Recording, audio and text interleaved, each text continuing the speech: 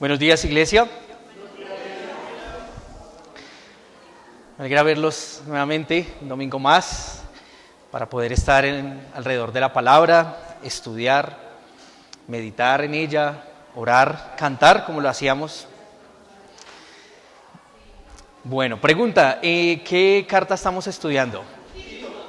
Muy bien, energía, esa es la actitud. Y muy bien, ¿y en qué verso vamos? ¿Qué capítulo? Entramos hoy al versículo 5, muy bien, exactamente, versículo 5. Bueno, hermanos, lo que vamos a ver hoy, si el Señor lo permite, el título es Pastores, Modelos y Guardianes de la Fe. Modelos y Guardianes de la Fe. Ese es el título de la enseñanza. Y quiero que vayamos, por favor, a Tito capítulo 1, versículos 5 al 9.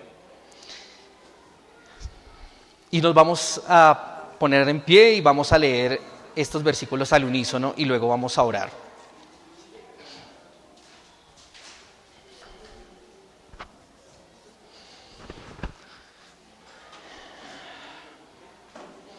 Tito 1:5 al 9.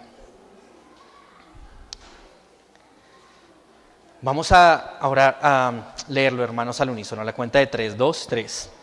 Por esta causa te dejé en Creta, para que corrigieses lo deficiente y establecieses ancianos en cada ciudad, así como yo te mandé. El que fuere irreprensible, marido de una sola mujer, y tenga hijos creyentes que no estén acusados de disolución ni de rebeldía. Porque es necesario que el obispo sea irreprensible como administrador de Dios, no soberbio, no iracundo, no dado al vino, no pendenciero, no codicioso de ganancias deshonestas, sino hospedador, amante de lo bueno, sobrio, justo, santo, dueño de sí mismo, retenedor de la palabra fiel, tal como ha sido enseñada, para que también pueda exhortar con sana enseñanza y convencer a los que contradicen. Vamos a orar. Gracias, Señor, te damos en esta mañana por tu palabra, porque nos permites abrirla, nos permites leerla y estudiarla también. Gracias por traernos aquí en este hermoso día, Señor, esta hermosa mañana, dispuestos a congregarnos, a alabarte, a exaltarte, a adorarte, a orar, a ser fortalecidos, Dios. Te ruego, Señor, que hables conforme a la necesidad de nuestros corazones, Dios. Me uses a mí para hablar tus palabras, tus propósitos, y que sea tu nombre glorificado, Dios, en esta mañana. Lo hemos pedido en el nombre de tu Hijo Jesús. Amén. Vamos a tomar asiento. Muy bien, entonces, ¿cuál es el título que les dije de la enseñanza? Pastores, modelos y guardianes de la fe. Muy bien, mi hermano, excelente. Gracias, mi hermano. Voz de trompeta, como dicen por ahí. Ahora, yo leyendo este pasaje, recuerden, hermanos, que estamos estudiando ¿qué cartas? Pastorales, ¿cierto? Estamos estudiando las cartas pastorales. Entonces, ya vimos primera y segunda de Timoteo y ya vimos estas características de los ancianos. ¿Se las recuerdan?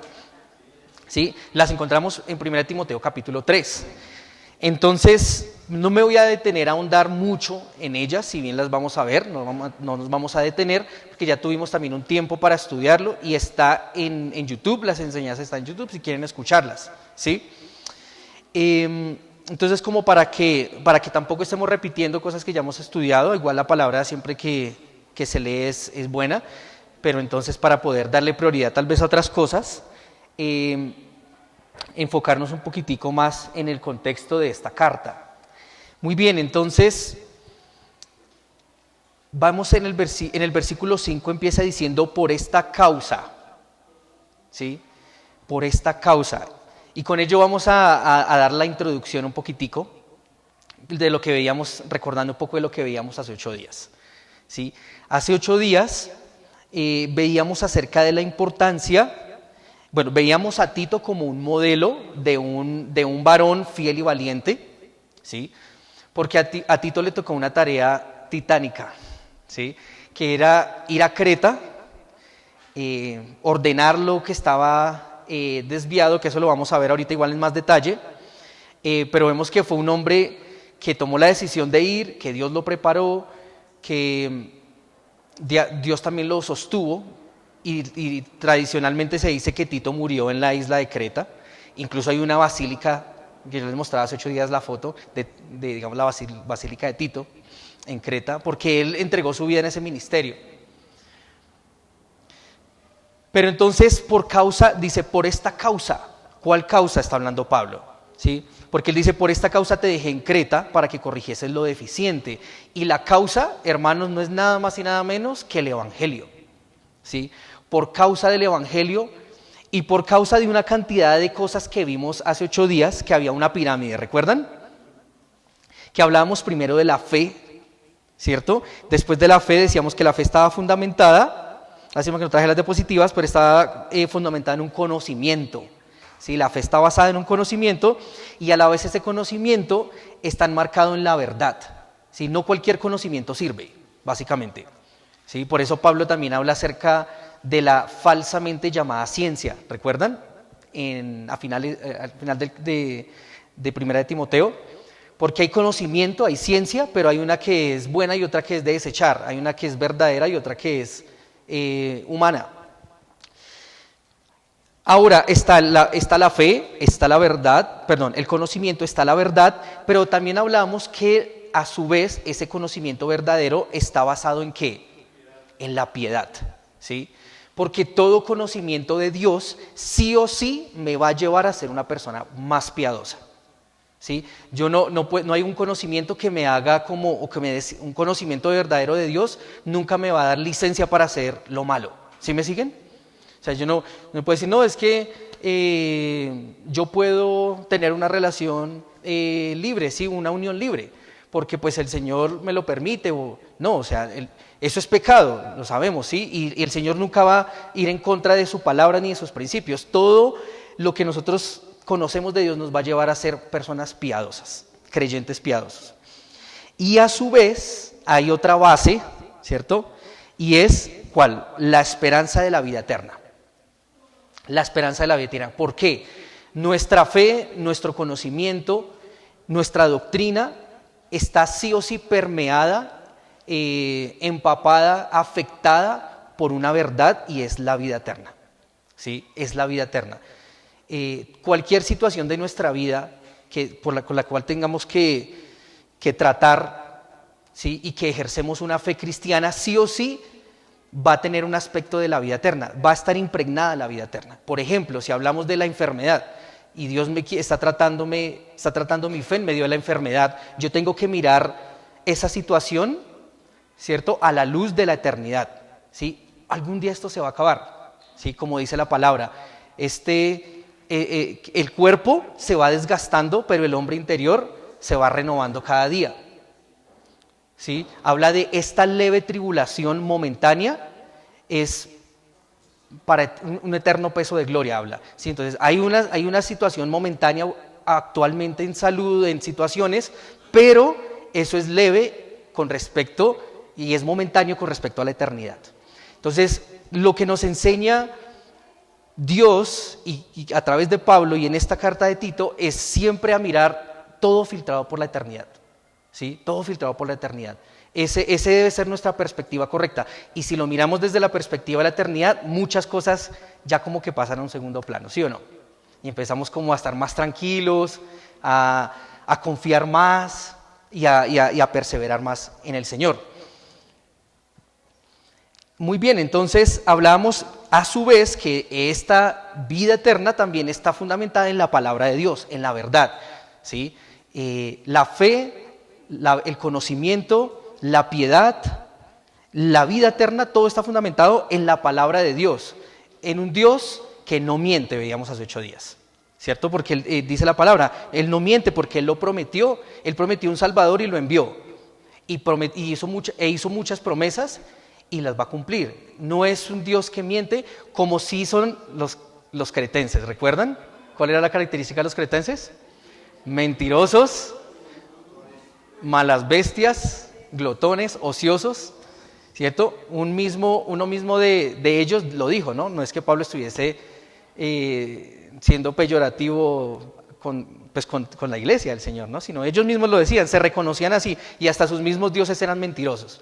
Pero Dios, que no miente, lo dejó todo escrito en su palabra y lo cumplirá a su debido momento. Muy bien, entonces, por esta causa, por la causa de la sana doctrina, por la causa de la sana enseñanza, ¿es una causa válida para ir a un lugar a establecer ancianos? ¿Es una causa válida para embarcarse en una cultura difícil como la de Creta, en una iglesia difícil? Claro que sí, porque la sana doctrina es esa espina dorsal, es esa columna de la iglesia, ¿sí? Si yo no tengo una doctrina sana, mi vida no va a ser tampoco saludable, ¿sí? Es como el alimento, si yo no me alimento bien, pues mi cuerpo lo va a manifestar y mi salud se va a ver afectada, mientras que si estoy bien alimentado con la sana doctrina, mi vida cristiana también va a ser ¿qué? Saludable. Cosa que no pasaba con los cretenses. Los cretenses no tenían una sana doctrina, por eso eran mentirosos, glotones, ociosos, perezosos, los jóvenes eran imprudentes, los siervos eran respondones, etcétera, etcétera, etcétera. Entonces es importante la sana doctrina y por eso Pablo dice, por esa causa, nada más y nada menos que tener una sana doctrina que honre a Dios, que sea conforme al conocimiento de Dios y al Evangelio, te dejo a ti, Tito, en Creta. Muy bien, entonces tiene esa tarea Tito. Primero, ¿cuál es la primera tarea que le da Pablo aquí en el versículo 1? Corregir lo deficiente. Ahora, en el original habla de corregir lo que falta, ¿sí? Lo que faltó. ¿Qué pasa? Pablo fue a Creta, plantó la iglesia, pero no tuvo suficiente tiempo para establecer bien la iglesia, dejar ancianos, dejar un liderazgo.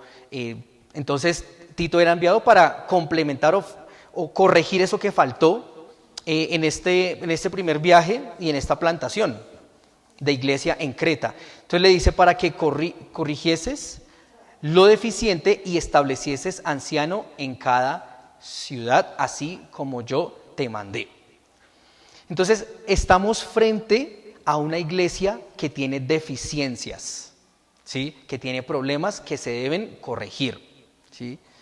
Y quiero hacer un pequeño paréntesis porque yo pensaba respecto a lo que cada uno de nosotros considera que sea una iglesia deficiente. Para ustedes, ¿qué es una iglesia deficiente? Pensémoslo, ¿sí?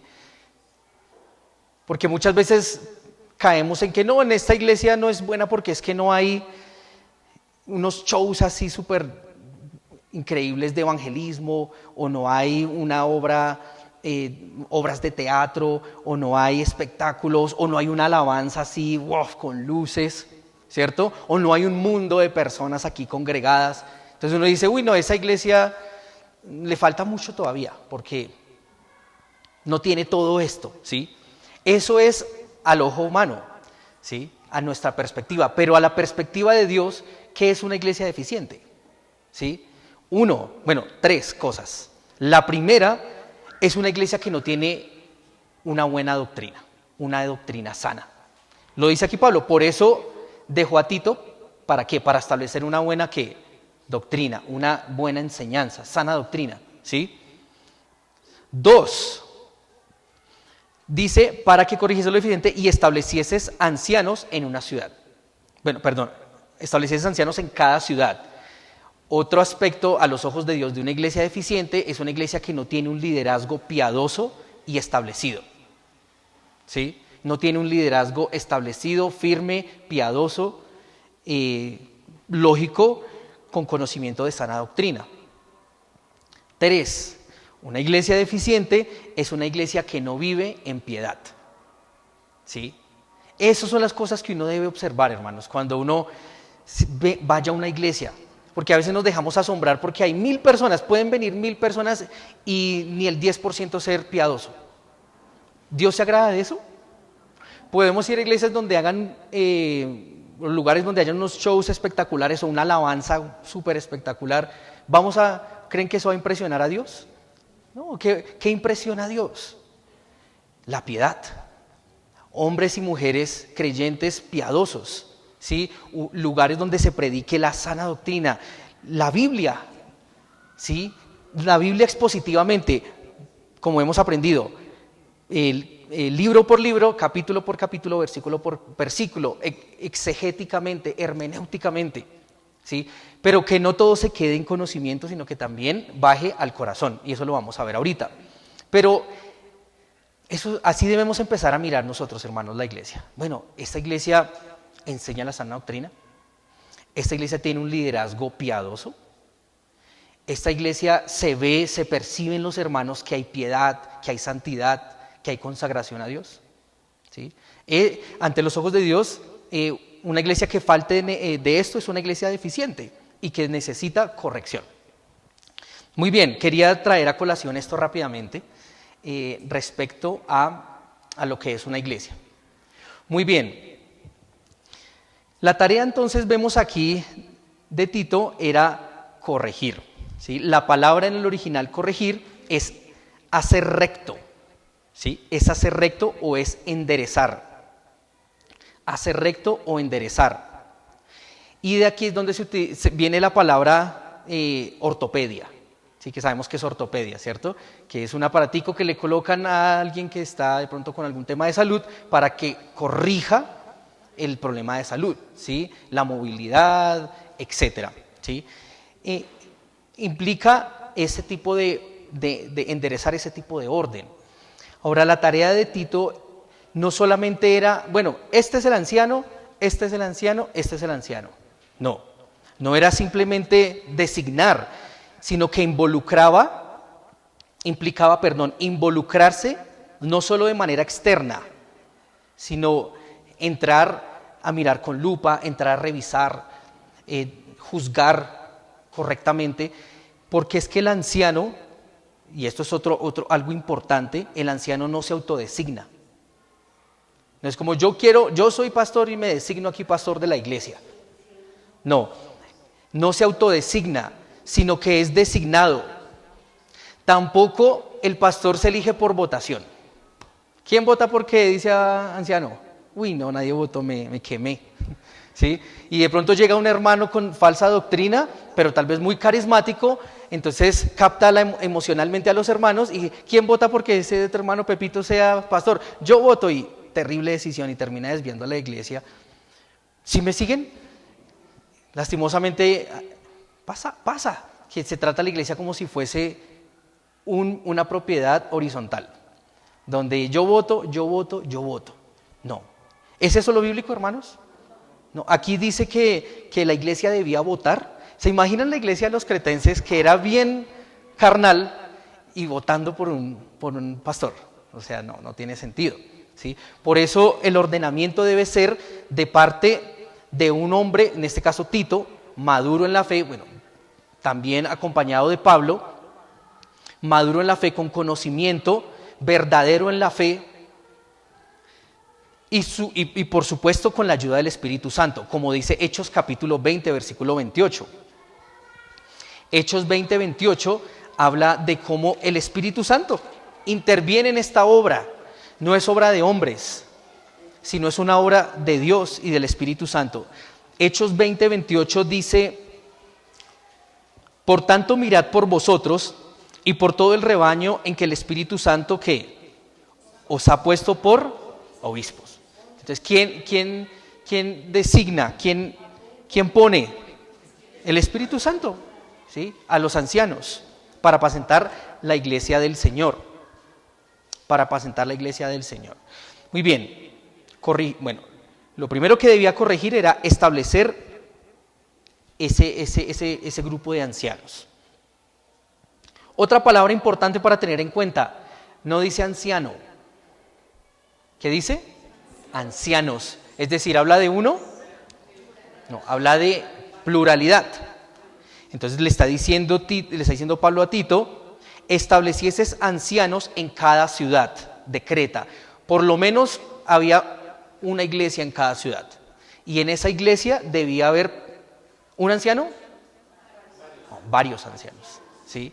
No solamente uno. Por eso Bíblicamente, la pluralidad de ancianos es el gobierno correcto de la iglesia, ¿sí? Bíblicamente es pluralidad de ancianos. ¿Por qué? Porque si hay un solo anciano, ¿se corre peligro? Claro que sí.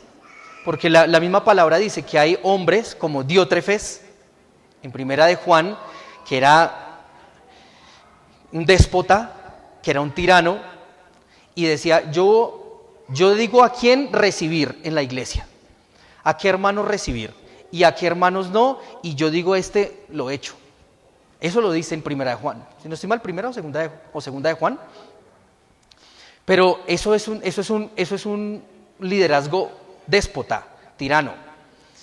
Y puede pasar eso si hay una persona sola en el liderazgo. Entonces, mientras que si hay varios, si hay pluralidad, bueno, yo tengo una perspectiva, el otro anciano tiene otra perspectiva, el otro anciano, si se pueden 3, 4, entre más mejor, para justamente estar en un balance perfecto, ¿sí? Entonces sí, por eso el Señor dice establecer ancianos, habla de plural. Debía establecer esos ancianos en cada una de las iglesias. Muy bien. La palabra ancianos, aquí estamos hablando bastante de doctrina, pero es que es importante mencionarlo, pero la palabra ancianos en el original es presbúteros y hace referencia a un hombre maduro con juicio experimentado, ¿sí? Habla de una persona madura en la fe, no necesariamente habla de una persona anciana de edad, ¿sí? Un anciano puede ser una persona joven siempre y cuando demuestre madurez y buen juicio, ¿sí? Con base a la palabra. Porque a veces uno relaciona que un anciano, entonces porque es anciano es maduro. No necesariamente. O porque es joven es inmaduro, ¿sí? No necesariamente tampoco, ¿sí? En Job, quiero que vayamos a Job. Se me viene ese pasaje que estuve leyéndolo justamente hace un tiempo. Y Job, sabemos por lo que pasó Job, y sus amigos vinieron a reprocharle muchas cosas. Y había uno de esos amigos, y quiero que leamos en el capítulo 32.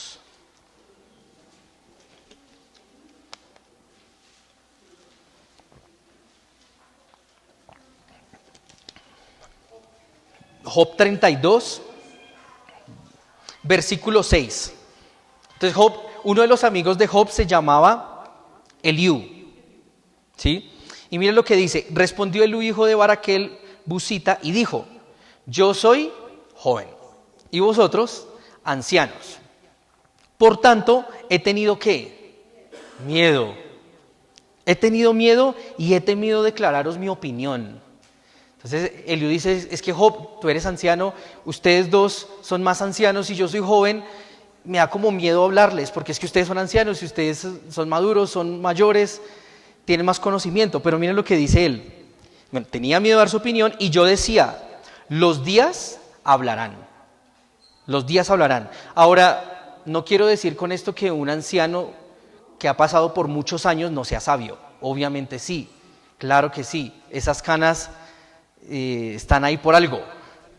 Pero no necesariamente, no solo la sabiduría proviene del tiempo, de los días, ¿sí? Entonces por eso dice, yo decía, los días hablarán y la muchedumbre de años declarará sabiduría. Versículo 8, ciertamente espíritu hay en el hombre y el soplo del Omnipotente le hace que entienda.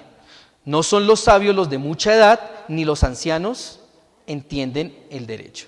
Sí, entonces dice, el soplo del Omnipotente le hace que entienda. Entonces, yo puedo ser joven, pero el soplo del Omnipotente hace que yo entienda, que tenga sabiduría, que tenga conocimiento. Y no solo yo, todos. Porque finalmente la sabiduría proviene ¿de dónde? De Dios, ¿sí? Cuando nosotros enseñamos como jóvenes, por ejemplo, colocándome como un ejemplo, tal vez muchas cosas que yo no sé que mis hermanos que tienen más edad saben y lo han vivido. Pero yo lo sé porque la Biblia lo dice. Y la Biblia contiene toda la sabiduría, ¿sí? Por eso cuando uno habla, yo no hablo con mi sabiduría, yo hablo con la sabiduría de Dios, ¿sí? Que está en su palabra. Y cada uno de nosotros, hermanos, hablamos con la sabiduría, con ese soplo, con esa palabra, ese aliento de Dios, esa inspiración de Dios que es la palabra. Muy bien, quería hacer un poco referencia a este tema del anciano, porque el anciano no necesariamente tiene que ser una persona con muchos días, sino una persona madura, con un buen juicio.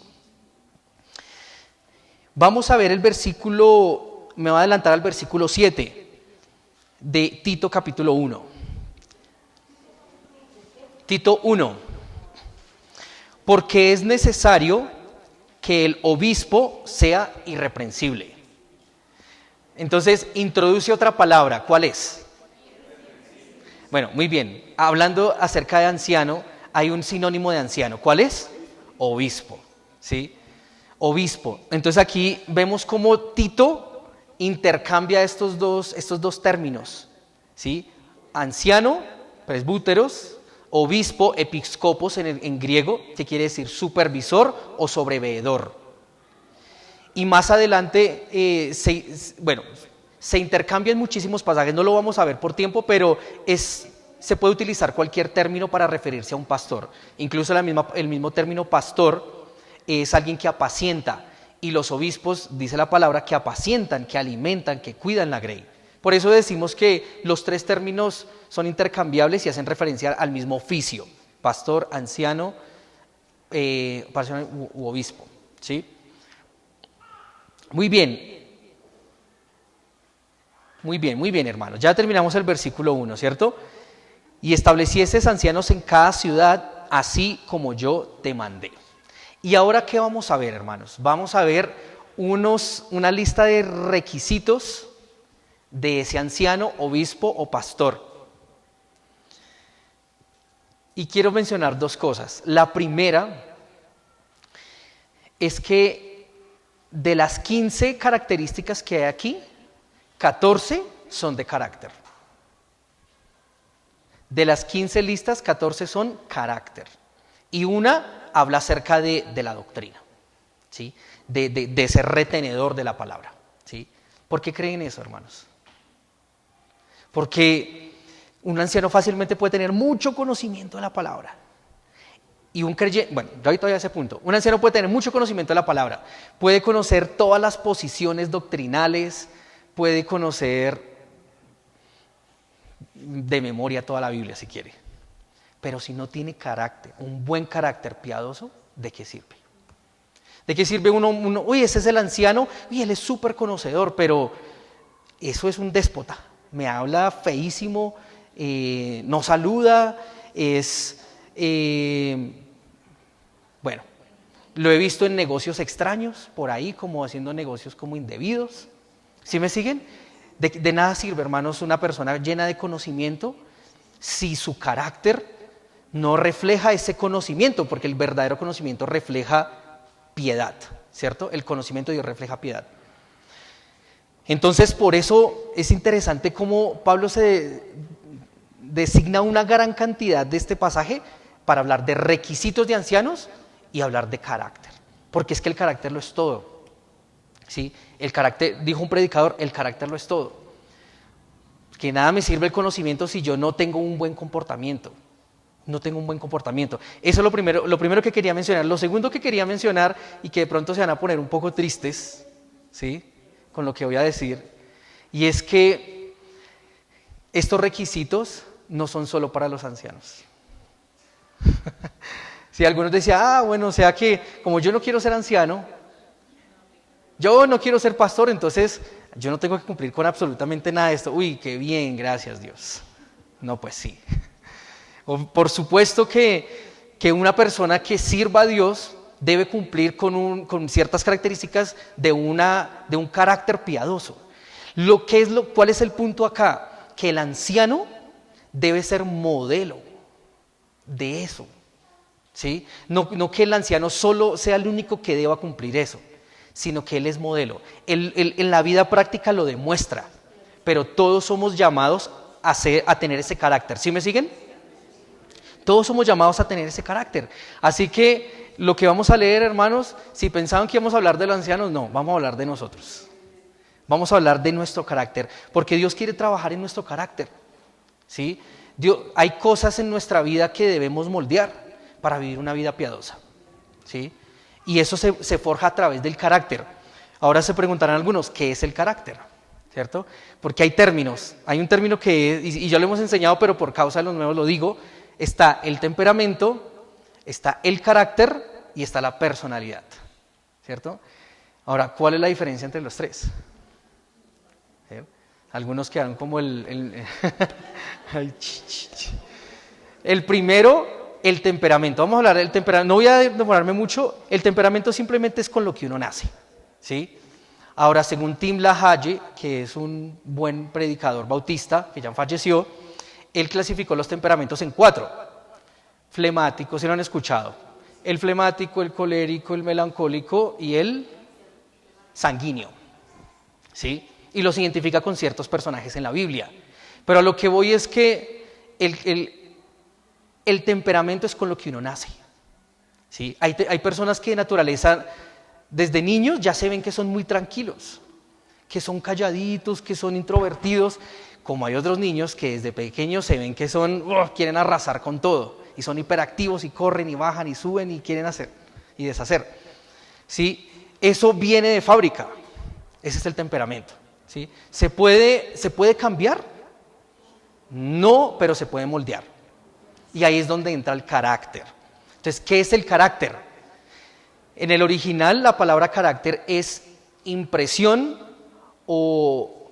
Ay, lo tenía en mente. Es impresión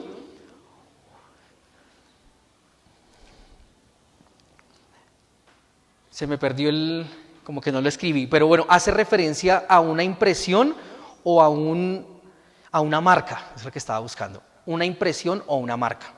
¿Se han visto cuando ustedes crean una contraseña en internet que le dice de tantos caracteres? ¿Sí? Entonces, tantos punticos y letricas y cositas, ¿sí? Esos son marcas, ¿sí? ¿Qué es el carácter? Es la impresión, es la marca en mi vida que yo decido formar para moldear mi temperamento. Y sabemos que nuestro carácter y esas cosas que yo deseo imprimir en mi vida y que deseo formar, por supuesto, provienen ¿de dónde? De la palabra, provienen de los principios, provienen de los principios divinos, ¿sí? Un ejemplo, Daniel capítulo 1, versículo 8. Y Daniel propuso en su corazón no contaminarse con la comida del rey ni con el vino que él bebía. Pidió por tanto al jefe de los eunucos que no se le obligase a contaminarse. Entonces, ¿Daniel qué hizo? Propuso. Dijo, tengo una resolución y es, no me voy a contaminar. ¿Sí? No me voy a contaminar. Y ese tipo de decisiones son las que van forjando poco a poco mi carácter. Ahora, volviendo a la diferencia entre temperamento, carácter y personalidad, la personalidad es la suma de las dos anteriores, del temperamento y del carácter. Eso es lo que ya me distingue a mí como persona, mi personalidad, cómo me dirijo, cómo soy, en fin. Y Dios quiere que nosotros no trabajemos en nuestro temperamento, porque ese temperamento es con lo que nacimos, ¿sí? Dios quiere que trabajemos en nuestro carácter, que empecemos a imprimir cosas en nuestra vida, ¿sí? Marcas en nuestra vida que reflejen las decisiones que yo quiero tomar con base a lo que yo quiero para mí, ¿sí? Entonces vamos a desarrollar algunas. Vamos a ir rápidamente sobre esta lista porque son 15. Y si me detengo una por una, pues aquí nos van a dar 15 prédicas, una por cada una. Muy bien. Bueno, antes de ello quiero dividir estos aspectos del carácter en 3. La primera división es el carácter en mi familia, ¿sí? En mi hogar. Y eso lo vamos a ver en el versículo 7. Lo segundo es el carácter en lo personal, conmigo mismo. Versículos 8, en familia, versículo 6, en lo personal, 7 y 8, y el carácter en lo ministerial, versículo 9. Vamos a ver el primero. ¿Cómo debe ser mi carácter en mi hogar? ¿Cómo debe ser mi carácter en mi hogar? Entonces dice el versículo 6, el que fuere irreprensible. Entonces ahí la primera estocada, no mentira, irreprensible. ¿Es usted una persona irreprensible? Recuerde que esto aplica para todos, ¿no? ¿Qué quiere decir irreprensible? No quiere decir perfección. Que uno piensa que una persona irreprensible es una persona perfecta que nunca peca, que nunca hace nada malo. Entonces, deberíamos llamarlo Jesucristo, Dios, porque es el único impecable. No, obviamente todos tenemos nuestras debilidades, nuestras fallas, nuestros errores. Pero, ¿qué quiere decir entonces irreprensible? La palabra irreprensible habla de llamar a rendir cuentas. ¿Sí? Es anencletos, a que es como que negativo, no, y encleo, que es llamar a rendir cuentas.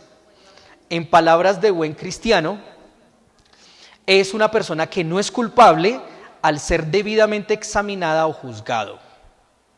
Es libre de acusaciones o escándalos cuando su carácter es cuestionado. ¿Sí? ¿Qué quiere decir una persona reprensible? Que es una persona que la llaman a rendir cuentas de su vida y es inocente. Es inocente de acusaciones o escándalos. Por eso digo, no perfección, ¿sí? No que lo llamaron a cuentas y hoy hizo el devocional, no es que hoy fue un día súper agitado, entonces hoy no hizo el devocional, no, él ya no es irreprensible, está en pecado y le debe caer todo el peso de la disciplina bíblica. No, o sea, todos tenemos nuestras fallas, hermanos, ¿sí? Hay veces que tal vez el ajetreo del día no nos deja tener nuestro tiempo de calidad con Dios. Pero una cosa es esas pequeñas fallas a yo vivir una vida o un estilo de vida que no refleja un nuevo nacimiento, no refleja un compromiso con Dios, ¿sí? Entonces van a examinar mi vida y se dan cuenta que yo no pago impuestos, por ejemplo. No, es que él no paga impuestos. Van y eliminan las cuentas y no hace declaración de renta, o pasa la declaración de renta falsificada, o en fin, ¿sí? Es llamado a cuentas y es librado, sale inocente porque su vida no tiene una acusación o un escándalo. Eso es una persona irreprensible. Pero quiero hacer una claridad, hermanos, el hecho de que uno no sea perfecto no implica que uno tenga licencia para pecar. ¿Sí me siguen? Porque hay muchos que dicen, no, pero es que ¿quién es perfecto? Jesucristo. Entonces yo justifico mi ira, justifico mi mal genio, justifico mi falta de perdón, justifico mis malas palabras, justifico mi inconstancia y justifico todo, porque pues, ¿quién es perfecto? ¿Sí me siguen? No, porque es que la palabra también nos habla en Romanos capítulo 10 que los que hemos sido bautizados en Cristo, es decir, los que hemos nacido de nuevo, hemos muerto. Hemos muerto al pecado y ya Satanás, ni el mundo, ni nuestra carne nos domina, y ya eso lo vamos a ver más adelante. Ya somos libres. Cristo, como hemos enseñado, no solamente vino a darnos vida eterna, sino a libertarnos del poder y la esclavitud del pecado. ¿Sí? Por ende, una persona que quiera vivir licenciosamente, hay que mirarlo con lupa, porque o es simplemente una persona carnal, o hay una línea muy delgada, tal vez ni siquiera ha nacido de nuevo, porque quiere deleitarse todavía en el pecado y justificarlo, porque como nadie es perfecto, ¿sí me siguen? Bueno, ahí vamos analizando nuestras vidas, cada uno de nosotros. Entonces debe ser irreprensible en el hogar, ¿sí? Respecto a su hogar, cómo estamos llevando nuestro hogar. Si nos preguntan si trato bien a mi esposa, si trato bien a mis hijos, si comparto un tiempo devocional, si soy proveedor, como padre y también como hijo, si respondo por mis padres. ¿Salgo bien librado? O tal vez puedo caer en la categoría de religioso en los que vengo a la iglesia, pero mi hogar y mis padres los tengo descuidados. Recuerden el reproche de Cristo a los fariseos. Los fariseos, Señor, pero ¿por qué tus discípulos no se lavan las manos? ¿Sí? Y él les dice, es que el problema no está en lavarse las manos, el problema está en la contaminación y en el mugre que hay en el corazón. Porque ellos dicen, no tengo cómo cuidar a mis padres, y lo poco que tengo lo doy de ofrenda al Señor. Y se presentan como los más santos. Pero en realidad están justificando un maltrato con sus padres. ¿Sí me siguen? Entonces, Cristo juzgó severamente ese tipo de pecados. ¿Sí? Dios quiere que nosotros seamos piadosos en nuestro hogar, que velemos por nuestros padres, que velemos por nuestros hijos, por nuestras familias. Que el Señor nos ayude, hermanos, porque necesitamos trabajar bastante en esa área. Pero habla de ser irreprensible en el hogar y luego dice marido de una sola mujer. Tal vez me estoy deteniendo un poquitico más en estos primeros versículos, porque son un poco los más debatibles. Dice marido de una sola mujer. ¿Qué quiere decir marido de una sola mujer? Y aquí hay un mundo de posiciones, ¿sí? Pero la realidad es que en el original, marido de una sola mujer, dice hombre de una mujer. O también se puede traducir como esposo de una sola esposa. Y eso implica muchas cosas. Implica fidelidad, ¿sí? Yo como esposo soy fiel a mi esposa, soy solo de ella, ¿sí? Habla de fidelidad, habla de entrega, estoy entregado a mi esposa, ¿sí? Y viceversa también, obviamente, la mujer, ¿cierto? Esposa de un solo esposo, fiel a su esposo, entregada a su esposo. Esto es lo que dice el original. Dedicado a su pareja, pero también es interesante que esa expresión se utiliza para hablar de una persona que que no es recasada, ¿sí?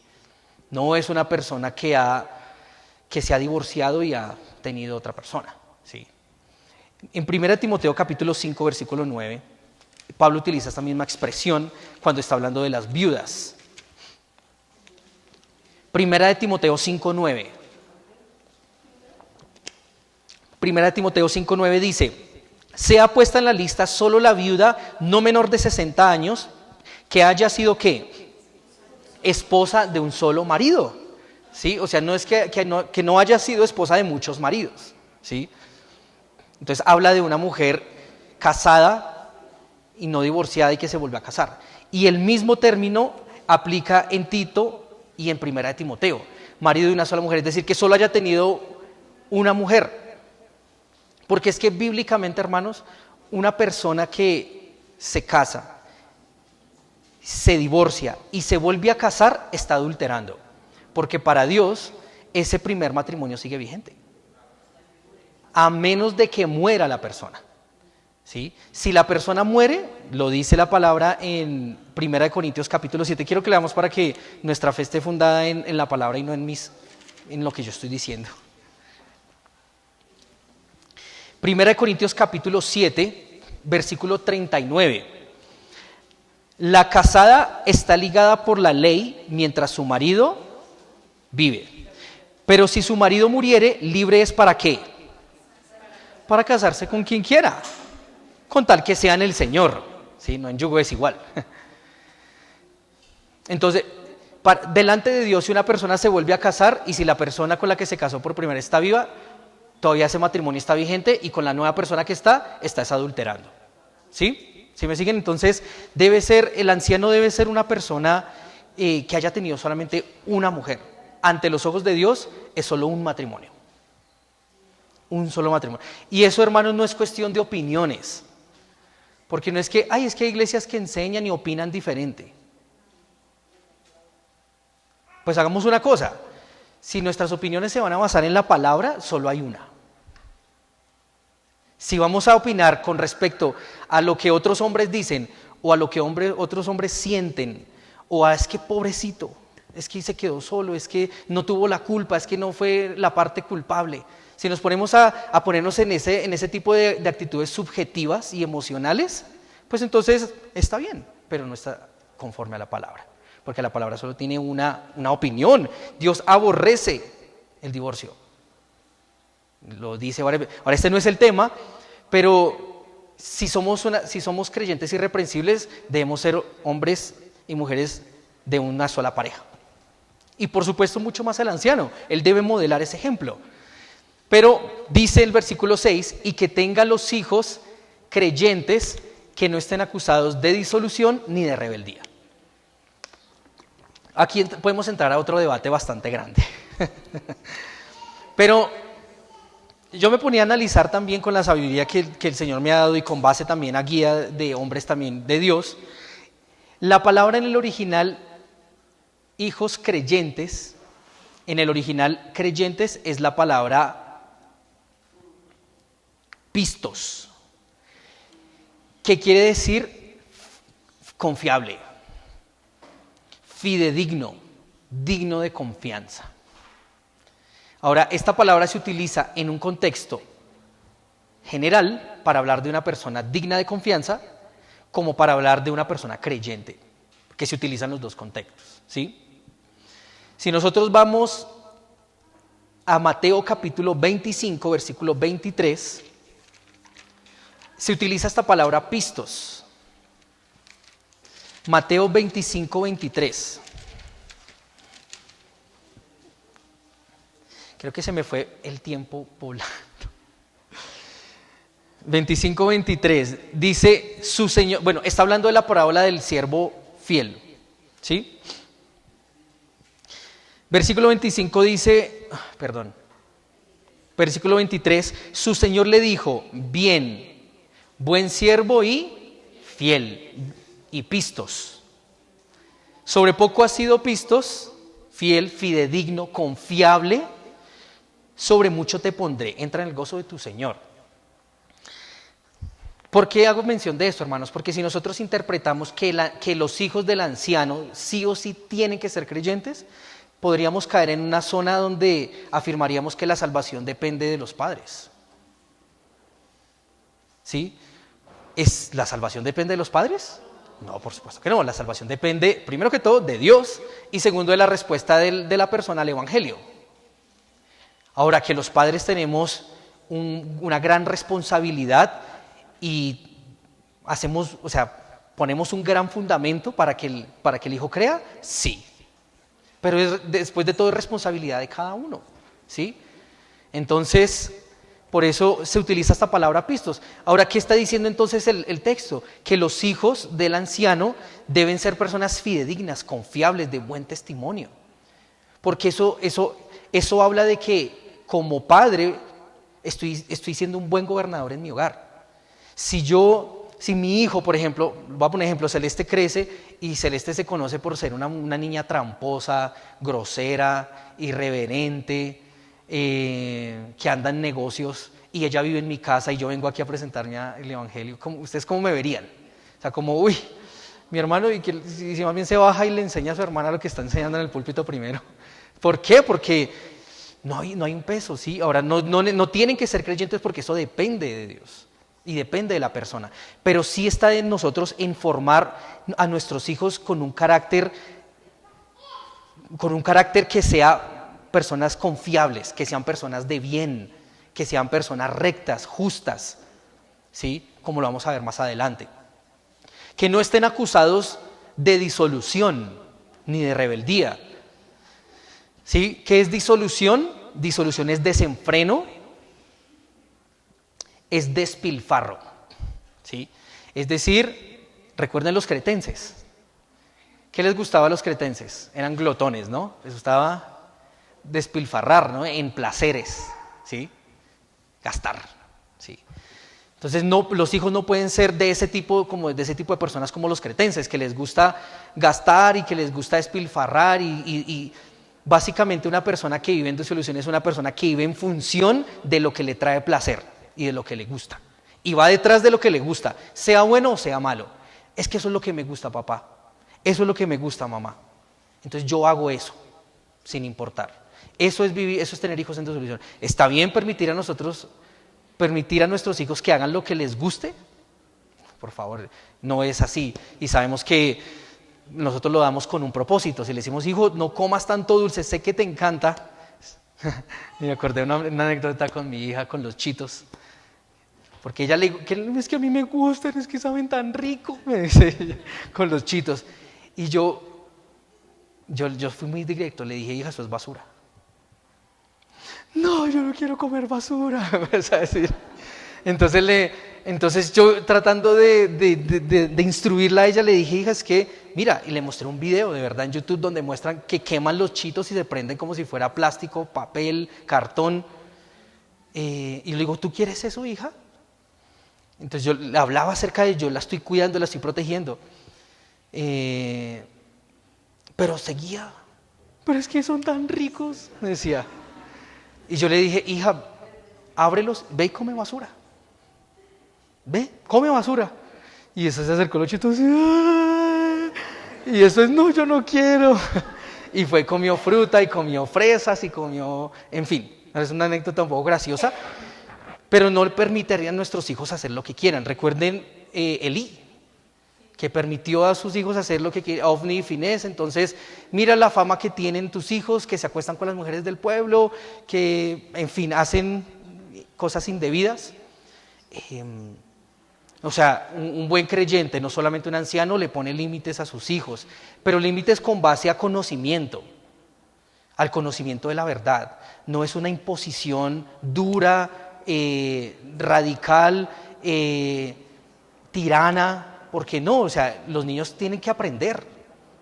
Yo por eso le instruí a mi hija en ese tema, y ella ya ahora dice, que ella me dijo, yo le dije, de vez en cuando puedes comer unos chitos, por ahí una vez al mes, pues tampoco voy a ser tan exagerado. Y que ella me dijo, ha pasado ya como 15 días, y me dijo, papi, ¿puedo comer basura? Me hizo mucha risa, ya, ay, mi hija. Y yo, uy, yo como le digo, sí, come basura, o sea, ya como que la conciencia me acusaba. Entonces yo le dije a mi hija, come un poquito. Le dije, bueno, está bien, come esos chitos, pero ten en cuenta eso. Y ahora hay otras comidas. Bueno, ese es otro tema. No vamos a hablar acerca de la crianza de los niños. Pero no pueden ser, los hijos no pueden ser acusados de que hacen todo lo que quieren, ¿no? Ni de rebeldía. Sabiendo que la rebeldía hace referencia a ser chicos que no se someten, que son insubordinados o contumaces. ¿Sí? Esta es la palabra contumaz, quiere decir un chico rebelde o que no se somete. Y hoy en día sí que abundan. Y yo veía incluso en internet como unos padres españoles y llevaban a sus hijos al parque y le decían, Gabriela, es hora de irnos, por favor. Y la, ay, no, yo no quiero, no sé qué, no, por favor, hija, nos tenemos que ir. No. Y la mamá como que se quedaba ahí, ¿y ahora qué hago? Y daba el contraste con un padre colombiano. Yo estaba como hablando de bien de Colombia. Entonces llegaba el padre colombiano y dijo, se viene ya para acá que nos vamos para la casa. Y la hija apenas... Y la española quedaba como sorprendida de ver esa autoridad, porque todavía en Colombia yo siento que hay respeto a los padres. Y eso porque se está perdiendo mucho. Pero en otros países donde se ha permitido... la crianza respetuosa, exactamente. Por la crianza respetuosa es que hay Terians. Hay un meme. Entonces no, hay que imponer nuestra autoridad como padres. Y los hijos se deben someter a sus padres. Somos su autoridad. Y si los hijos no se aprenden a someter a nosotros, no se van a someter a Dios nunca. Eso claro, porque no van a entender que es la figura de someterse y de obedecer a una autoridad. Bueno, ¿cómo somos irreprensibles en nuestro hogar, hermanos, con respecto a nuestros hijos? Yo no me paro aquí a presentarme como el mejor, aunque el Señor me manda a ser modelo, pero sé que todos tenemos una ardua labor con nuestros hijos, con nuestros padres, con nuestra familia, y debemos encomendar eso al Señor. Pero el Señor nos da toda la sabiduría, hermanos. Nos derramó su Espíritu, que es suficiente. Tenemos su palabra, tenemos todo el conocimiento para poder saber dirigir a nuestros hijos. Lo que hay que hacer es empezar a moldear nuestro carácter, ¿sí? Porque a veces queremos decirle a nuestros hijos, hijo, haz esto, ¿y yo qué? Y yo no soy un ejemplo, ¿sí?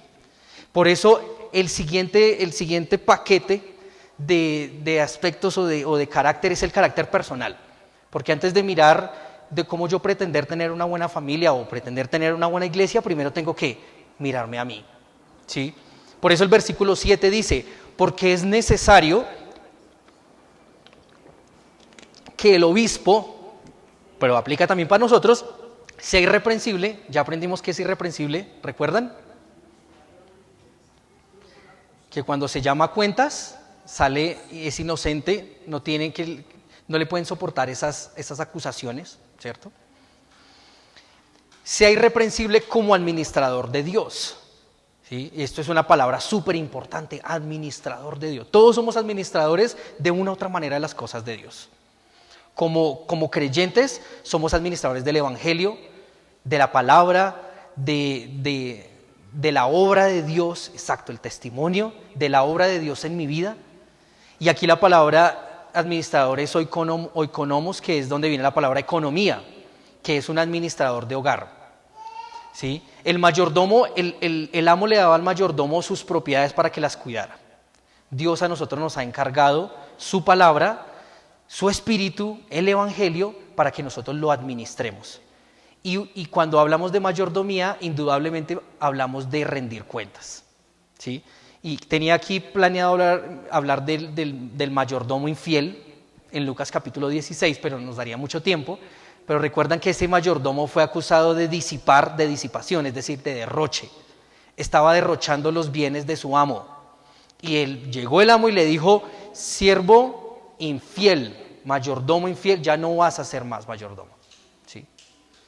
Ahora Dios a nosotros nos pone como mayordomos de sus cosas para que seamos fieles.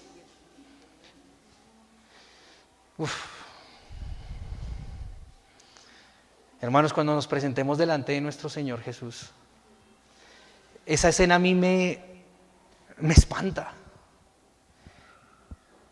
Porque el Señor va a pedir cuentas a cada uno de nosotros, hermanos, de sus bienes, de lo que nos encomendó, a cada uno. ¿Cómo administramos la palabra? ¿Cómo administramos esos dones? ¿Sí? ¿Cómo administramos ese ministerio? ¿Cómo administramos los recursos que nos dio para Él? Pensaba en la mirada de Dios, que es como fuego, dice la palabra. Y esa escena me aterra mucho, me espanta. Porque el Señor nos va a mirar con esa mirada y va a ver todo lo que hicimos en nuestra vida y cómo administramos. Y el Señor anhela que seamos mayordomos fieles, buenos administradores de las cosas de Dios. Y como ancianos, aún más la responsabilidad. Porque Hebreos capítulo 13, versículo 7 dice que los ancianos debemos rendir cuentas de las ovejas como si fueran nuestras propias almas. Por eso el liderazgo a veces es cansón, ¿sí? Pero hermano, llegue temprano. Hermano, no sea inconstante. Hermano, deje esta actitud, ¿sí? No porque seamos perfectos, sino porque tenemos una responsabilidad ante Dios, quien nos va un día a pedir cuentas. Entonces, por eso la palabra dice que nos debe, bueno, obviamente, no lo miro el texto, pero está en Hebreos capítulo 13, versículo 7 y versículo 17. Hay que analizar la conducta de los ancianos y si es buena, imitarla. Si no, desecharla.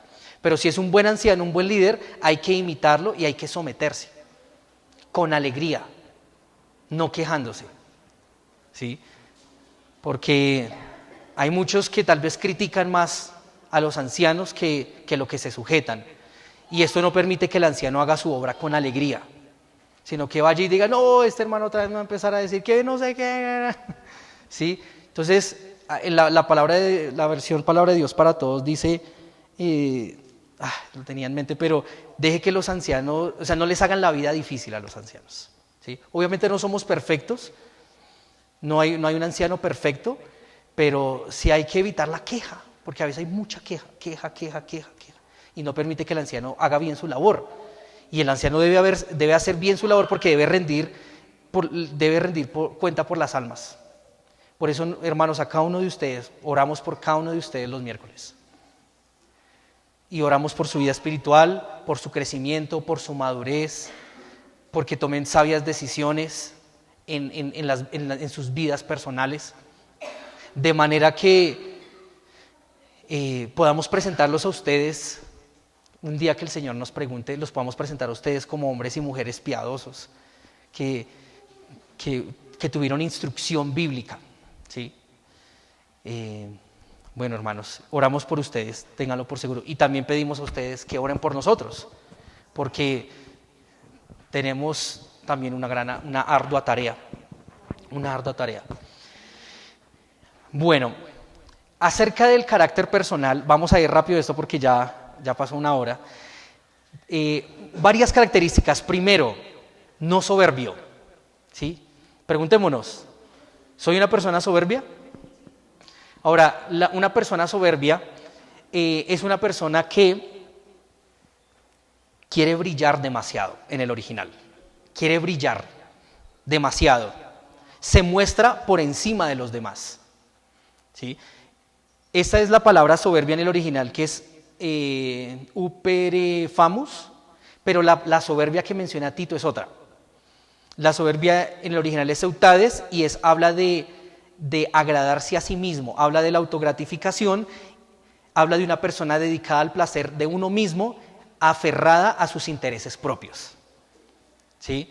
O sea, una persona que primero yo, segundo yo y tercero yo. O sea, que está en función de sus intereses y que no es consciente de que alrededor hay personas y que usted no es la única persona que existe en la faz de la tierra. Estas son a este tipo de personas soberbias que solo están en función de sí mismos.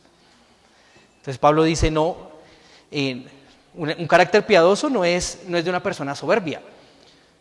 Y el mejor ejemplo que tenemos es el mismo Cristo.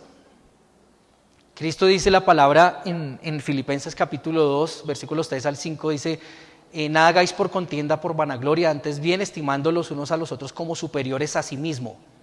¿Sí? Mirando cada cual por lo de los demás antes que por lo suyo propio. Tener el mismo sentir que hubo en Cristo Jesús, el cual siendo en forma de Dios, no estimó el ser igual a Dios como cosa que aferrarse, sino que se humilló, y conocemos, o sea, Él no pensó en Él, sino Él pensó en los demás. No estaba en función de sus intereses, sino en función de los intereses de nosotros, de que tengamos vida eterna un día. Entonces, me gusta hacer este ejercicio siempre. Mire a su hermano, al que está al lado suyo, ¿sí? Obsérvelo. ¿Cómo lo está mirando? ¿Como este hombre es inferior y yo soy superior? Eso es soberbia. ¿O lo estoy mirando como él es mi hermano y es superior a mí? Eso es humildad, hermanos. Eso es no tener soberbia. Ese es el carácter que debemos forjar. No podemos ser un ejemplo a otros si primeramente nosotros no vivimos. O también dice iracundo, una persona irascible, una persona propensa a la ira y guarda rencor, fomentando una ira duradera. ¿Sí? Es una persona iracunda que se prende fácilmente, de mecha corta, explota pronto. ¿Sí? Porque a veces queremos corregir a otros la ira, pero nosotros mismos somos iracundos, irascibles. Ahora yo digo que es uno de los pecados más comunes y más difíciles de manejar para muchos de nosotros. Pero la Biblia nos dice que debemos ser prontos para oír, tardos para hablar y tardos para irarse, porque en la ira del hombre no obra la justicia de Dios. El plan de Dios no es que el hombre se aire, ahí no obra Dios.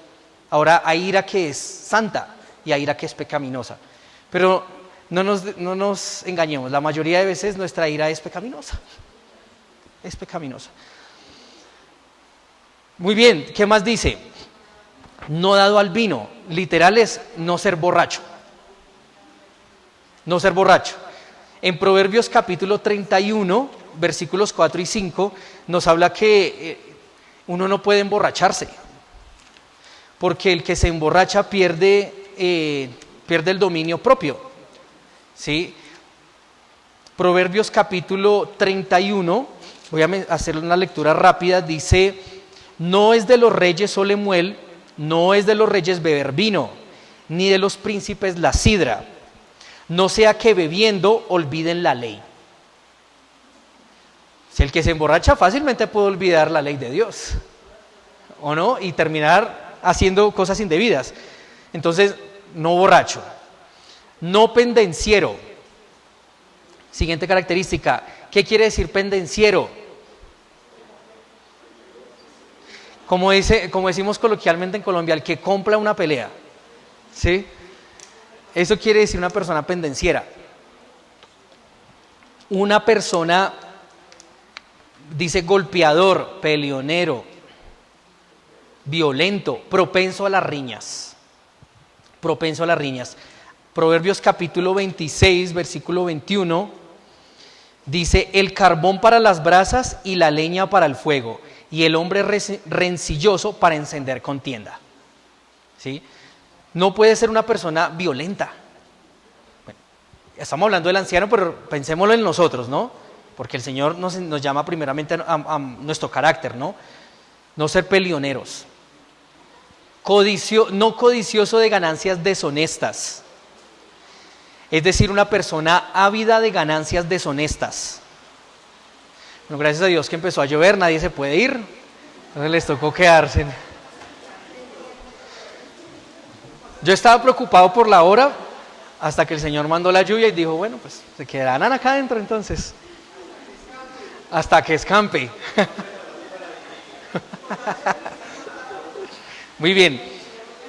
Una persona codiciosa de ganancias deshonestas, bueno, sabemos que la codicia es querer desear lo que otros tienen, ¿cierto? Lo que no tengo yo, y eso es una característica de una persona poco agradecida, ¿sí? Que se preocupa más por lo que no tiene que por agradecer lo que tiene. Codicia, quiere más, pero aquí habla de que es una persona codiciosa de ganancias deshonestas, ¿sí? Es decir, por su deseo de tener más, entra a negocios ilícitos y demás. Y aquí específicamente está hablando de los falsos maestros que se dedican a enseñar la Biblia con un fin lucrativo, ¿sí? Y más adelante lo vamos a ver en Tito. Porque hay personas inescrupulosas que hacen eso y hasta se burlan. Ay, monte una iglesia y verá que se vuelve rico, ¿sí? Porque hay muchos que de verdad lo hicieron así. Colocan una iglesia, no sé qué, y por falsedad y por palabrería y habladores de vanidades y engañadores, como dice Tito, engañan a los pobres incautos, ¿cierto? Ingenuos en la fe y se aprovechan financieramente de ellos. Versículo 8. Entonces, no debemos ser todo eso y empieza como la parte positiva. Hospedador. ¿Es usted una persona hospedadora? El original es una persona encariñada de los extraños, ¿sí? Esa palabra es como rara, ¿no? Encariñado de los extraños, ¿sí? Y hace referencia a una persona que cuida de los extraños, ¿sí? Que los recibe, pero tengamos en cuenta el contexto, porque en tiempos bíblicos el ministerio funcionaba a base de la hospitalidad de los hermanos, ¿sí? Aquí no está hablando de que yo fui al centro y vi un indigente y lo invité a mi casa, a que se quedara. Porque eso es un peligro, hay que ser sabios, ¿sí? No está hablando de ese tipo de cosas, sino está hablando de aceptar a los hermanos en la casa, de brindarles ayuda, especialmente, digamos, misioneros que no tienen dónde quedarse, dónde almorzar o están pasando por necesidad. También lo invito a mi casa y le proveo un alimento, un vestido y demás. Entonces, ser en ese aspecto como afectivos. Habla también de ser generosos, ¿sí? Miren, hermanos, hay una palabra importantísima en la carta de Tito y quiero que la leamos. Dos palabras que van a encerrar muchas cosas de la carta a Tito y lo que la diferencia de Timoteo. Vayamos a Tito capítulo 2, versículo 14.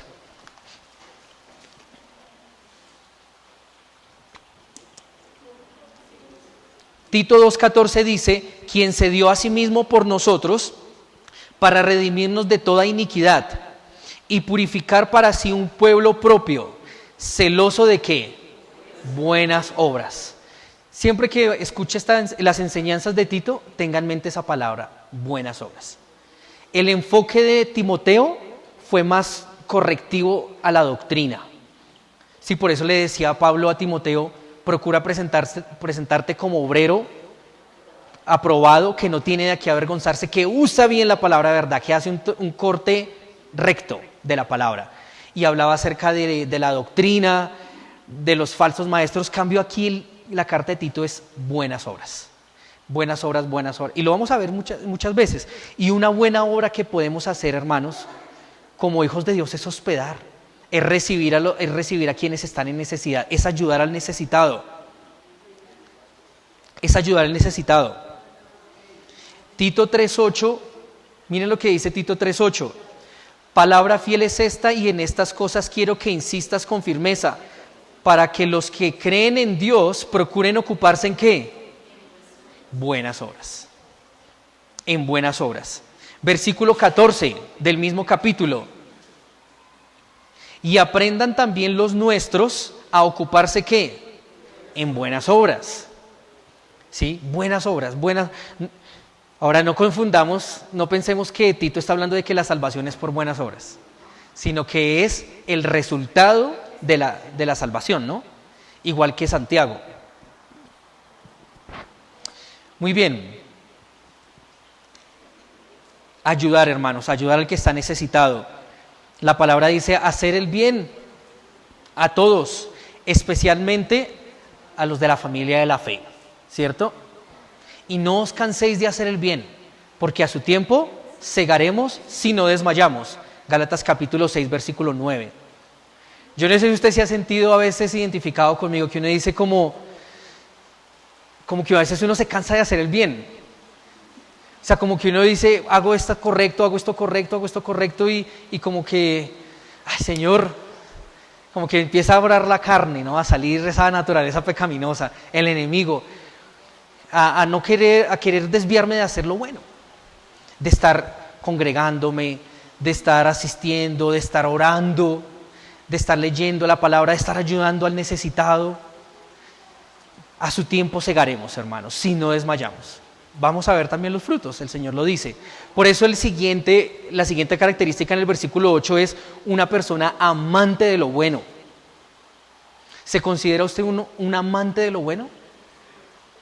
Una persona en el original es amigo de aquello que Dios ama. ¿Sí? Amigo de aquello que Dios ama. ¿Nos consideramos así, amigos de todo lo bueno? Si esto es lo que es correcto, lo hago. Si es incorrecto, no lo hago. Amante de lo bueno. Y ahí empieza a darnos otras características. Sobrio. Sobriedad habla de ser una persona templada, serena, moderada, equilibrada. Equilibrada. Piensa bien las cosas. Es una persona sobria, autocontrolado. Es una persona autocontrolada. Ahora, esto es lo contrario a lo que hacían los cretenses. Los cretenses le daban rienda a sus gustos y a sus placeres. No tenían control. Como los compradores compulsivos, que no pueden ir a una tienda porque tienen que comprar algo. No pueden ir a Home Center porque toca comprar algo. Y creo que más que todo las damas luchan con eso, ¿no? Pero también habemos hombres que tal vez nos gusta estar comprando cosas, no nos controlamos muchas veces, ¿sí? No hay sobriedad. No hay sobriedad. Justo. La palabra justo habla de una persona recta. Hablábamos, por ejemplo, de una persona que está al día con sus impuestos, ¿sí? Es recta en lo que hace. Está aprobada. Es equitativo. ¿Sí? Eso va muy de la mano con una persona amante de lo bueno, ¿sí? Pareciera obvio, pero hermanos, les pregunto, ¿nos deleitamos en hacer lo correcto? Si es lo justo, ¿nos deleitamos en hacerlo? Nos deberíamos deleitar. Ese es el carácter piadoso. Una persona santa, habla de santo, devoto, consagrado a Dios. Y el último es dueño de sí mismo. Es una persona que tiene dominio propio sobre sus deseos, apetitos e impulsos. Habla de una persona disciplinada, ¿sí? Una persona disciplinada. ¿Sí? Entonces no es una persona que... Voy a traer aquí de pronto un tema un poquito debatible. Y es, por ejemplo, cuando uno ve a un creyente, ¿cómo decirlo? Para que no suene feo. No, lo que pasa es que, hermanos, en toda nuestra vida se debe reflejar dominio propio, sobriedad y disciplina. incluso hasta en nuestro aspecto físico. Cuando uno ve, por ejemplo, si ustedes me vieran a mí comiendo así, coma y glotón, siendo glotón, ¿cierto? ¿Eso habla bien de un creyente? A veces uno dice, ay, pero eso no importa, pues si es gordito, pues... Pero incluso eso llega a hablar mal de una persona porque habla de que es glotón. ¿Sí me siguen? Que no es una persona que controla sus apetitos. Que no es una persona que es disciplinada para controlarse y para saber tener una buena dieta.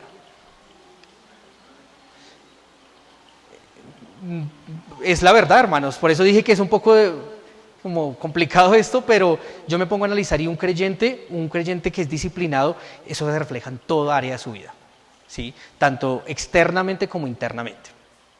Disciplinado. Muy bien. El último aspecto del carácter que vamos a ver es frente al ministerio, ¿sí? Frente al ministerio. Versículo 9. Retenedor de la palabra fiel, tal como ha sido enseñada. Tal como ha sido enseñada, para que también pueda exhortar con sana doctrina y convencer a los que se contradicen, ¿sí? Esta es una de las tareas tal vez más arduas, más complicadas como iglesia, desde el punto de vista de hermanos como desde el punto de vista, digamos, de un liderazgo. Y es exhortar. Es, como dice la palabra aquí, exhortar con sana enseñanza, ¿sí? Hebreos capítulo 3, versículo 13, dice, antes bien, exhortados los unos a los otros cada día, entre tanto que se dice hoy, para que ninguno de vosotros se endurezca por el engaño del pecado. Nosotros tenemos una responsabilidad, hermanos, cada uno de nosotros, y es exhortarnos, ¿sí? Porque si no nos exhortamos, ¿qué pasa? El pecado viene y nos endurece, ¿sí? Por eso dice, exhortados para que ninguno de vosotros se endurezca por el engaño del pecado, porque el pecado es un engaño. Debemos exhortarnos los unos a los otros. Y como líder, como anciano, debe también estar en la capacidad de exhortar, ¿sí? Ahora, no es una tarea fácil, ¿sí? Y a Tito no le quedó fácil porque él tenía que corregir conductas de hombres que ya llevaban tal vez muchos años viviendo en glotonería, viviendo en pasiones, viviendo en mentiras, y él tenía que decirle, oiga, hermano, no diga mentiras. El padre de las mentiras es Satanás, ¿sí? No diga mentiras. Oiga, hermano, tenga dominio propio en la manera en que usted se viste, en la manera que usted actúa, ¿sí? Ahora, exhortarnos entre nosotros, entre hermanos, es difícil, ¿sí? Pero debemos hacerlo. Eso es amor, exactamente. Eso es amor. Eso es amor por mi hermano. Si yo veo que mi hermano, por ejemplo, veo que mi hermano está teniendo una conducta incorrecta, ¿sí? Y yo lo dejo en su pecado, no estoy demostrando amor a mi hermano. Y mi hermano va a seguir así y nunca va a cambiar. Nunca va a cambiar porque no hay un hermano con suficiente amor para decirle con la palabra y con la autoridad de Dios las cosas, ¿sí? Entonces, estamos para cuidarnos los unos a los otros aquí. Somos un cuerpo, ¿cierto? Miembros los unos de los otros, dice la palabra. Ahora, la exhortación debe ser, Jaime nos enseñaba una vez, y lo vivimos ya en Timoteo, por eso estoy pasando rápido, porque ya hablamos, debe ser en amor y con doctrina. Por eso dice aquí la palabra retenedor de la palabra fiel, como ha sido enseñada, para que también pueda exhortar con sana enseñanza. La exhortación no es con base a mis pensamientos. No es que yo tengo la percepción de que este hermano es así, no, bíblicamente, ¿qué pecado está cometiendo? ¿Qué actitud incorrecta está teniendo? Y yo lo llevo con la palabra y le digo, hermano, tal vez esa ira, no sé, porque estamos hablando de la ira, de la ira, tener esa ira, responder así no es correcto, hermano. La Biblia nos llama a ser prudentes, ¿sí? A no explotar, a ser más prontos para oír y tardos para hablar, tardos para irarnos, con base a la palabra, no con base a mis percepciones. Esa es la tarea. Y convencer, dice la palabra, exhortar con sana enseñanza y convencer a los que contradicen, ¿sí? Expresar oposición a los que contradicen. exponer lo malo, confrontar el pecado. Confrontar el pecado. Ese es un tema difícil y que muchas iglesias no les gusta que confronten el pecado. Que lo reciban y todo bonito, todo chévere, pero a la hora de confrontar el pecado, no me gusta porque me dicen esto y no sé qué, y no me gusta que se metan en mi vida personal, eso es mío. Somos miembros los unos de los otros.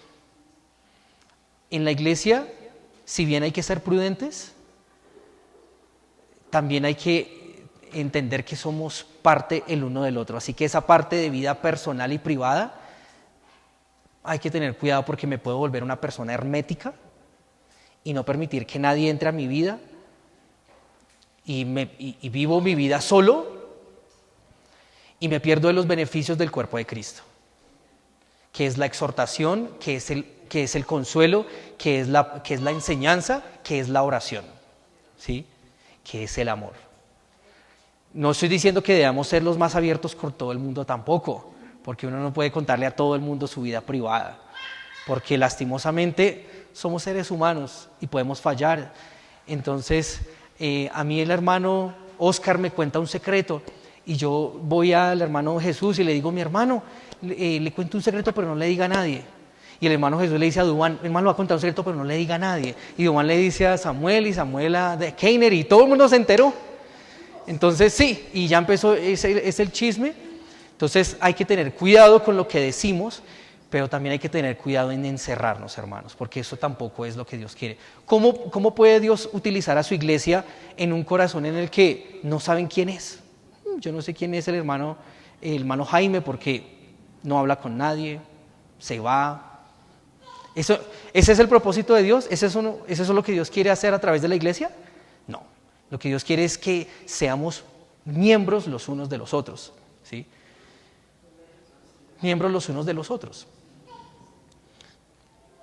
Entonces, exhortarnos, convencer a los que se contradicen. Muy bien, hermanos, con esto terminamos.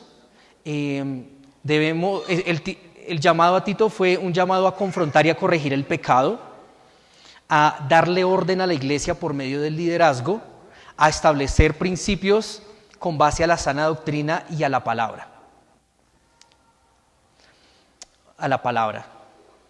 Una iglesia sana, hermanos, no es una iglesia que está llena de gente, no es una iglesia que hace tremendos espectáculos o shows o música. No, una iglesia sana es una iglesia que se predica la sana doctrina, que hay un liderazgo piadoso y que se percibe la piedad, la santidad en medio de nosotros, en medio de nuestras debilidades, ¿sí? Y eso se va a lograr en la medida en que nosotros forjemos un carácter piadoso en nuestra vida. No solo es el anciano, no solo es el líder, debemos asumir personalmente esas palabras cada uno de nosotros. Ser irreprensible en mi hogar, forjar en mí, no ser esa persona iracunda, no ser esa persona descontrolada, no ser esa persona, todas las características que veíamos, ¿no? No ser dado al vino, no ser una persona peleona, pendenciero, no ser codicioso, sino ser hospedador, ayudar, amante de lo bueno, justo, santo, sobrio, dueño de sí mismo. Muy bien, ¿qué áreas de mi carácter debo mejorar, hermanos? ¿Soy un buen ejemplo de líder en mi hogar, en la iglesia? ¿Qué áreas debo tratar? ¿Qué áreas ministeriales debo tratar también? Y animémonos los unos a los otros. Quiero terminar en Tito capítulo 2, versículos 11 y 14. Ok, es realmente lo que hemos leído ya nuevamente. Dice el versículo 11, porque la gracia de Dios se ha manifestado para salvación a todos los hombres. ¿Qué hace la gracia? Nos enseña, enseñándoos que renunciando a la impiedad y a los deseos mundanos, vivamos este siglo sobria, justa y piadosamente, aguardando la esperanza bienaventurada y la manifestación gloriosa de nuestro gran Dios y Salvador Jesucristo, quien se dio a sí mismo por nosotros para redimirnos de toda iniquidad y purificar para sí un pueblo propio celoso de buenas obras. Capítulo 3, versículo 4.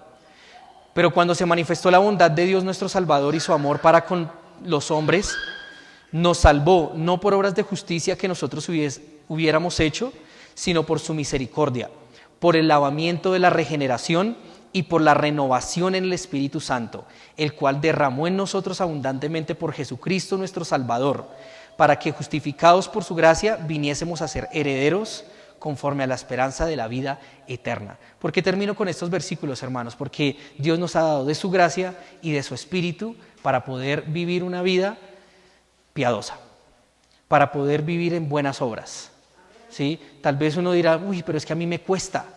Tenemos los recursos, tenemos la palabra, tenemos todo el Espíritu Santo derramado en nuestro corazón para que Dios haga esa transformación en nuestra vida y podamos vivir como iglesia conforme a lo que Dios espera que seamos, una iglesia piadosa. Amén. Vamos a orar. Gracias, Señor, por tu palabra, por el consuelo que nos das a través de ella, Señor.